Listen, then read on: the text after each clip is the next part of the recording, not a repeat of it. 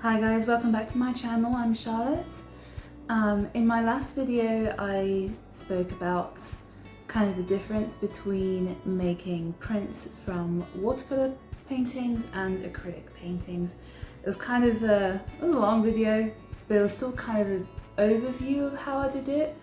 In this video I'm going to show you start to finish pretty much what I do for editing an acrylic painting. Since my last video, my dad has asked me for a print of a painting, one of my raccoon paintings, which is the only raccoon painting I hadn't done a print and editing of yet. So that's really good timing for us because I get to show you how I go about doing that. So generally speaking, I'm going to show you how I take my pictures. It's how I do it. I'm sure there are better ways of doing it. I'm just working with what I have. I didn't really want to spend too much money on equipment. So I'm going to show you how I take my pictures, uploading them using Photoshop, and then printing, so what I use for that. So this is the acrylic painting we're working on today, my raccoon in a trash can, my trash panda. Here's the camera I use. I'm not going to act like I know anything about cameras, this is just what's written on the camera itself.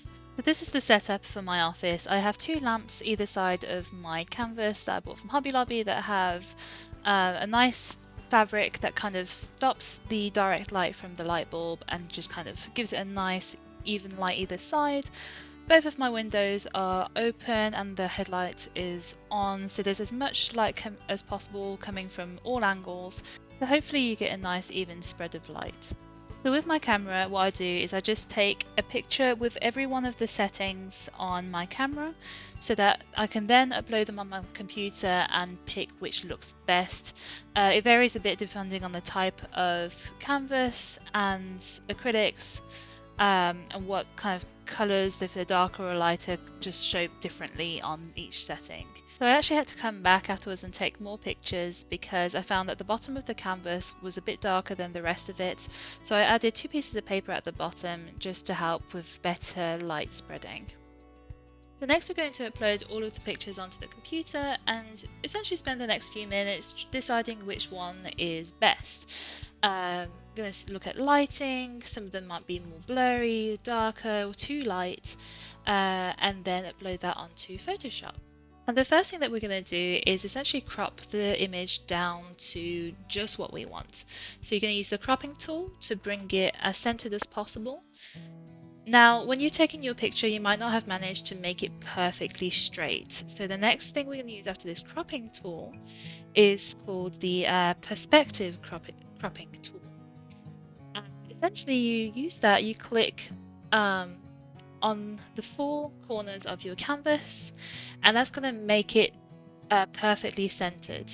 Now, when you take a picture, you're going to try and make it as straight as you possibly can so that it doesn't distort your image, because this is just essentially going to make it perfectly rectangular and centered.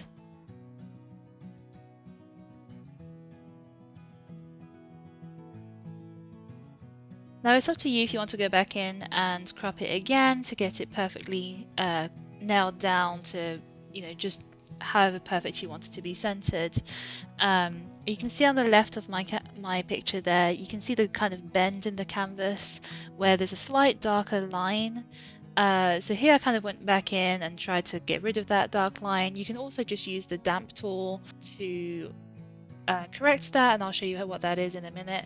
If you go into edit, you can undo or redo your last step, or if you go in the bottom right hand corner into more, you find history, and you will see all of your previous edits that you've done, and you can decide if you want to delete any steps or leave it as it is, just kind of going back and forth and seeing what best suits, what looks best in what you've been editing. So our next step is going to be editing out any little specks of dust or any little hairs from your paintbrush that might have stayed in the paint that you did not know was there. That's happened to me a few times. So what we're going to do is just look around the canvas really close up for anything that you might want to get rid of. And we're going to be using the clone stamp tool to do this. Sorry, I did get it wrong earlier. So what you're going to do is press Alt and click on the backgrounds that you want, and then spread that across the surface that you're trying to correct. So here I managed to select a little bit of the white, a little bit of the purple, just to try and get that nice clean edge. And then I'll just carry on around the canvas and find any little specks that I want to correct. So any little white specks, any hairs, anything that just doesn't need to be there. Even, you know, things that you might have done with your paintbrush and you couldn't be bothered to fix on your canvas, you can fix this in Photoshop. So all those little specks can go. That smear that I actually didn't mind on the canvas, I kind of don't really want on the print, so I'm just going to correct that real quick. Now sometimes with the setup that I have with the lighting, I still get a little bit of a reflection from too much light on some areas of the canvas. Like here on the reds, there's little white dots that are not paint, it's actually the light reflecting. So I just go in there and use the stamp tool again and just kind of work with that. Now I often get too much lighting on the right side here because the window is on the right side of my canvas. So even using the brightness and contrast tools, just playing around with those will help diminish that. But the main thing that's going to help is those pictures that you take from the very start. The better those are, the easier your editing process is going to be. So the pictures actually came out really well on this one, so there's not a whole lot I need to do. I've always found though that the image on the computer always comes out a little bit darker when you print it. So the first thing I do is work with the brightness. Always turn it up by at least like 10 or 15. As you can see here, it just makes a big difference. You always think it's going to come out lighter, but no, always turn it up, the lightness up just a little bit, you'll see what I mean. Play around the contrast, that just helps a little bit with the colours popping out a little bit more. Now you can see here, just by playing around with the contrast, I just do this every now and then just to see what it does. Now depending on the setting that you've used for your pictures, there are some colours I find that pop a little bit more than others, so I just go in and play around with the hues and saturations, just so I can like enhance or dull down some of the colours. You don't have to do this, I just find that I want to make it as close as I can to the original. This is just an extra step. So here I'm just playing around with the magentas to try and make that purple in the background kind of stand out just a little bit more. And then I just kind of went around every different colour and tried to just kind of enhance maybe the yellows or the greens. So here I'm playing with the yellows, and you see that there's yellow in the pizza and the banana, but there's also yellow in the rust on the trash can. So anything I do to the pizza is going to affect the banana and the rust. So something I did here is I used the select tool and created a new layer.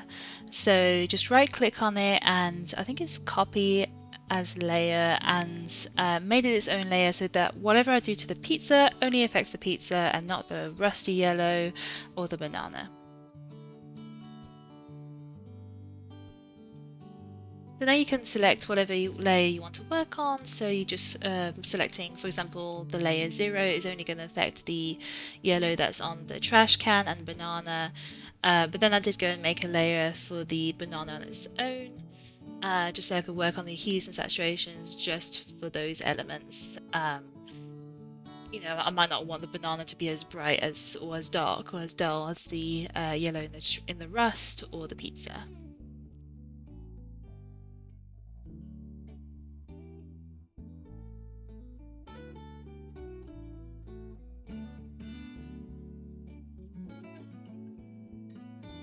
So then when I've done editing all of those layers, I can connect them all back together by clicking and holding Control and selecting all the layers that I want, and you just right click and merge layers so that it's all now one layer all over again.